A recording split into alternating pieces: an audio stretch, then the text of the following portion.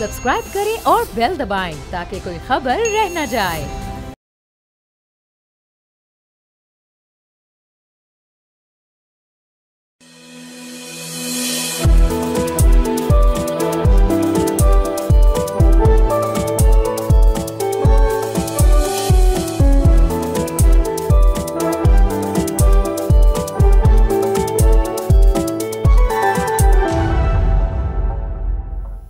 Assalamualaikum and a very good evening. You're watching Front Page on BOL News. This is me, Moizur Rahman, signing in from the city of Glasgow. I hope that you all had a lovely weekend.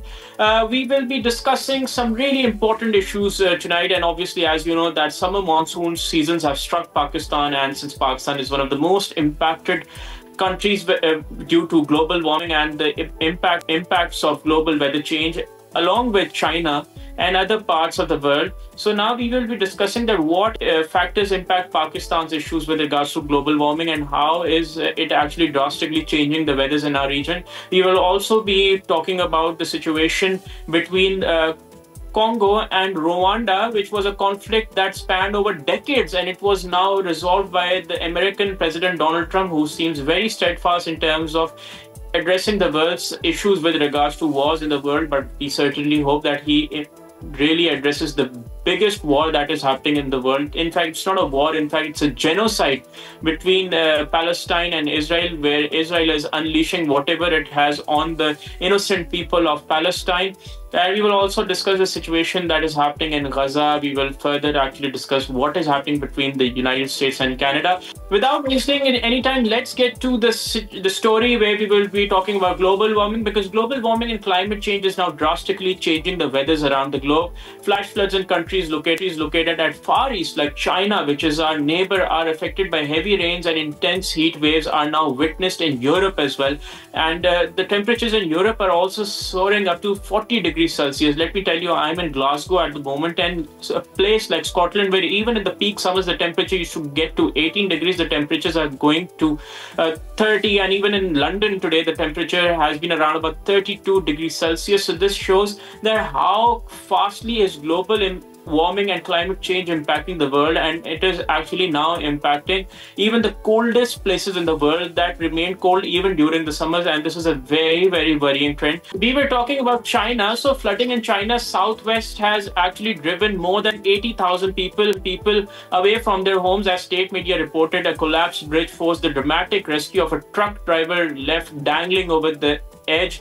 And when we talk about China, it is actually enduring a summer of extreme weather, which is very, very unfortunate, because there are heat waves which are scorching wide swaths of the country, while there are flash floods as well as a result of the rainstorms that have pummeled other regions. I've told you about Pakistan as well. So earlier, the National Disaster Management Authority (NDMA) has issued a countrywide alert warning of heavy monsoon rains and possible flooding in several regions of Pakistan over the next few days. So the NEOC, which actually talks about the impact-based weather alerts, it has actually issued multiple impact-based weather alerts in view of the expected widespread rain, wind, thunderstorms, accompanied by isolated heavy falls across various regions of Pakistan from the 29th of June to the 5th of July.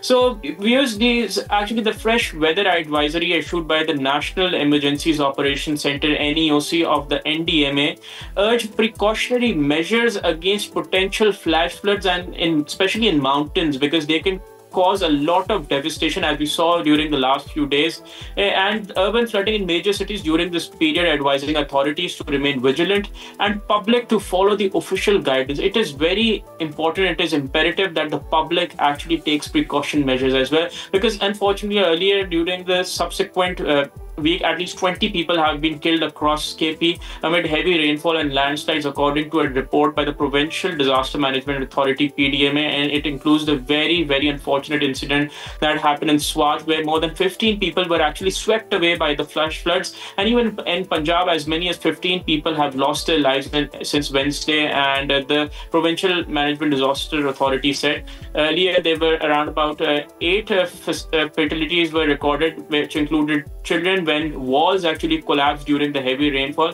So this all is happening due to climate change, and scientists say that it is exacerbated by green gas emissions, and is actually a very, very actually big crisis for the world, and it is actually making this climate change even more intense. So this issue of climate change is a very worrying sign, and scientists and experts say that this can cause devastation more than the devastation caused by the COVID-19 pandemic, and the world continues to actually deal with the devastation caused by that pandemic. So this issue can be the world's Achilles heel, and we must really work together, and especially the developed countries which have high carbon emissions, they must work together, because Pakistan is one of those countries who don't even contribute to the world's 1% of carbon emissions, yet we are one of the highest impacted country by global warming and climate change. So we will continue to discuss this topic, as this is of great importance to each and every one of our lives across the world. But now let's go to stories from the world.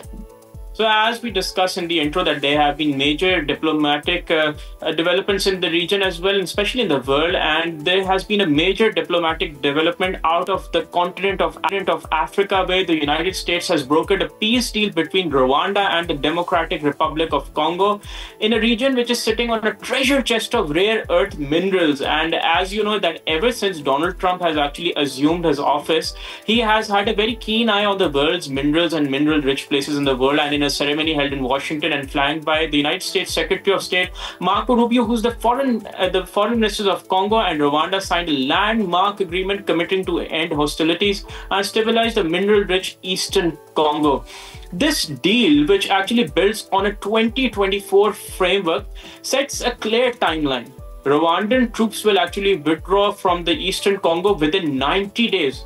While both countries will form a joint security coordination mechanism within the next 30 days to monitor any issues and will actually verify the pullout. Let me further tell you that the stakes are very high, because the region holds massive reserves of tantalum, gold, cobalt, copper and lithium, which are critical resources for everything from smartphones, as we've covered earlier, to electric vehicles. And now with actually the Western investment on the table, especially with regards to minerals across the world, the message is clear. Peace means profit. As part of the deal, the Congolese military operations against the FDLR, a militia actually that roots in the 1994 Rwandan genocide, will conclude over the same period. That's the key, because I'll tell you that Rwanda has long insisted its military presence is to counter the threat posed by the FDLR and other hostile groups operating in the region, which are called the Hutu groups. These are actually militias, and Rwanda has actually denied allegations that it supports the M23 rebel group. But Congo, the United Nations and Western allies actually say otherwise. However, what is very telling, and it is more telling, that the Congolese negotiators dropped their earlier demand for Rwanda's immediate withdrawal, which actually is a big shift towards compromise that is seen after the United States actually did an intervention. Crucially, the agreement also commits that both nations to de-risk mineral supply chain and build joint value chains with the United States and Western partnerships in the mix. That's diplomacy with a price tag. I think there's no better word to define it. Well, it's a very interesting problem, and we will actually continue to cover this, because Donald Trump is actually really interested in the world's minerals, and Antonio Guterres hailed this as a breakthrough as the United Nations Secretary General. While skeptics actually remain, this moment could actually mark an overdue step towards an end towards the Africa's deadliest and most forgotten conflict. Beyond peace, this is seen as part of Donald Trump's wider push to secure rare earth minerals globally, from Africa to Central Asia, as a part of strategy to reduce the United States' reliance on China and dominate the green tech economy. So we will continue this story, and we will continue covering segments, because as we've been telling you earlier, that ever since Donald Trump has taken office from the 20th of January, he has had a very clear focus on the world's minerals, and this actually signifies what Donald Trump is looking forward to. We will be looking forward to similar such updates, and we will continue to update you. But let's take a short break. Don't go anywhere. Stay with us. Keep watching BOL News.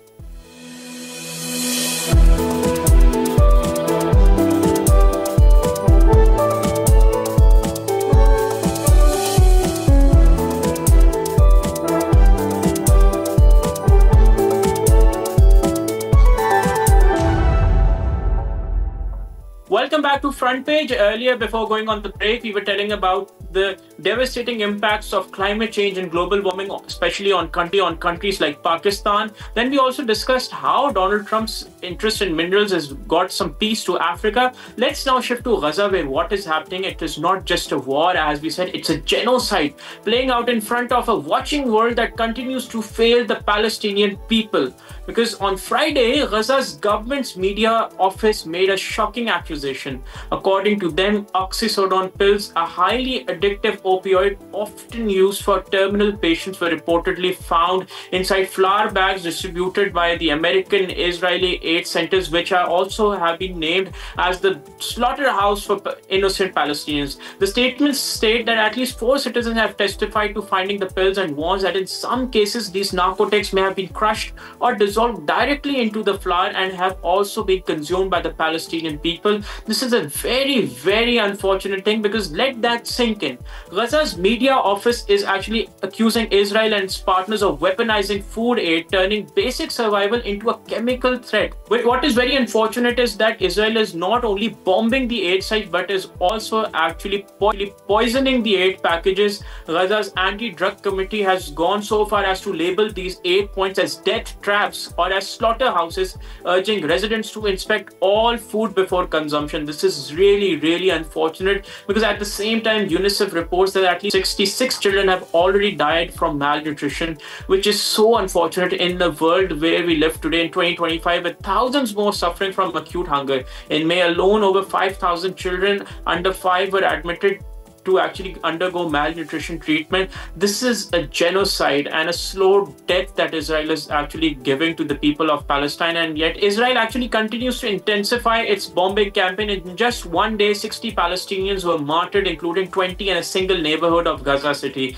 Meanwhile, Israeli forces have reportedly been ordered to shoot unarmed Palestinians as they approach aid distribution zones. This according to the Israeli soldiers themselves, who've actually spoken to Haaretz, which is an Israeli press agency, and they've actually admitted their crimes of actually brutally murdering innocent Palestinian people. The Gaza media office has made it clear this is not a war, this is an extermination. The blockade, the starvation, the airstrikes, and the tampered aid, it all amounts to a deliberate, systematic campaign to erase Gaza's population.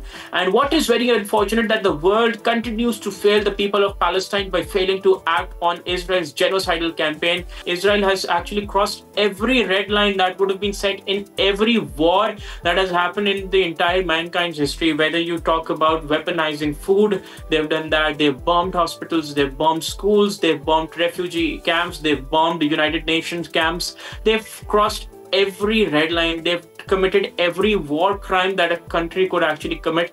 And this is why Israel is actually, more or less, it actually comes across as a rogue nation. And what is very unfortunate is that none of the countries and none of the forums have actually held Israel accountable for what it has done. We will actually continue to discuss this further. Let's now move on to Eastern Europe, where Russia has just launched its largest aerial attack on Ukraine, and it is very unfortunate that even the Ukrainian and Russian war continues to intensify, even though there have been attempts to actually defuse this. But with time, this issue actually continues to exacerbate and gets worse. This continues to actually cause more instability, and ever since this war actually began in March 2022, it's been more than 3 years now, and it has caused devastation to no limits, unfortunately. And according to Ukraine's Air Force, Russia fired 537 aerial weapons overnight, including 477 drones and decoys and 60 missiles. This attack actually spanned amongst multiple regions, even hitting the western Ukraine, far from the war and the borderlines. Ukrainian officials described it as the most massive airstrike since the full-scale invasion began, while Ukrainian air defenses intercepted 249 weapons and another 226 were jammed. The cost was certainly very high. In another development, a Western-supplied F-16 fighter jet crashed after sustaining damage during the interception, killing the pilot. It's a harsh reminder of basically how relentless the toll this war continues to exact on both people and equipment, as we've seen that millions of people have lost their lives, equipment worth billions has been destroyed, millions of people have been pushed under the line of poverty due to the economic devastation. And meanwhile, the Russian Defense Ministry claims that they have shot down 3 Ukrainian drones and reported a drone strike in the area of Barnes in in Russia. On the battlefield, Russian forces are slowly grinding forward along a vast 1,000-kilometer front line. Their territorial gains are small but bloody, with major losses in troops and armor. The Ukrainian President Volodymyr Zelensky has actually signed a decree withdrawing Ukraine from the Ottawa Convention, a treaty that actually bans anti-personnel landmines. This is actually very dangerous, and this means that Ukraine could now begin using or stockpiling such weapons in line with the recent decisions by Poland and Baltic states. So this actually war is escalating into something really, really dangerous because escalating. Ukraine is adapting, and the international community still offering words, not solutions. The war isn't ending, it's entering a very, very dangerous phase, unfortunately, and the world really needs to act and really needs to actually tell all the stakeholders to get their act together, to actually stay within their limits, because the world is already, really going through a very, very uncertain time and a very dangerous phase. And the world really needs stability, and that can only happen when the wars across the world are stopped. We will continue to discuss this further. Let's actually talk about what is happening between the United States of America and Canada. After Mark Carney, who actually won the Canadian elections, there was some hope that the United States and Canada would actually mend their ties, but now they have been there's another threat that the talks have come to roost, and unfortunately this conflict seems to get worse. So let's now talk about that. Let's now turn to North America, where trade tensions are once again boiling over, as we told you earlier, and this time between Washington and Ottawa, because earlier when Mark Carney had won the elections, there were actually hopes that these things would get better. But now the United States President Donald Trump has abruptly cut off trade talks with Canada, which was actually considered a close friend and a big economic partner, accusing the country of imposing an atrocious on American tech giants, which include Apple, Amazon, and actually Google. Canada's new 3% digital services tax due for collection this week is estimated to cost the United States companies over $2 billion annually. Donald Trump, in a social media post, said that all trade discussions with Canada were terminated with immediate effect and promised that new tariffs within 7 working days. In the Oval Office, he claimed that the United States has all the cards and threatened to use economic force if needed, and with full force. The Canadian Prime Minister, on the other hand, Mark Carney, has signaled that talks may continue, but business leaders are urging Ottawa to actually scrap the tax to reset negotiations. So let's see what happens, because there's a lot of uncertainty, and Canada is actually the biggest United States economic partner. And despite the uncertainty, the S&P closed at a record high, showing markets expect that this may be part of Donald Trump's usual negotiation tactic of actually pressurizing the other stakeholder and not a final breakdown. But viewers, the gloves are actually off, and Donald Trump is using tariffs to pressure trade partners, this time targeting Canada's digital tax to protect Silicon Valley's bottom line. We will continue to discuss all these topics in further detail, as each and every one of them impacts all of us across the world. But today's show comes to an end. We'll see you in another topic, on more topics in another show. This was me, Moiser Rahman, from the city of Glasgow, signing off from today. Please share your feedback on both social media handles. Thank you, and Allah Hafiz.